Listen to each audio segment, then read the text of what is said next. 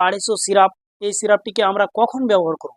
এর ব্যবহার হচ্ছে যখন বাচ্চার শরীরে ব্যথা কিংবা জ্বর, সেই জ্বরের তাপমাত্রা স্বাভাবিক থেকে 99 ডিগ্রি হয়ে যাক কিংবা 100 ডিগ্রি হয়ে যাক বা 101 ডিগ্রি কিংবা 102 বা 103 বা 104 ডিগ্রি হয়ে যাক, সেই ক্ষেত্রেও এই ডোলো 250 সিরাপটি মুখ্য ভূমিকা পালন করে থাকে। এই তাপমাত্রাকে অতি তাড়াতাড়ি হ্রাস করে দিতে ক্ষমতা রাখে।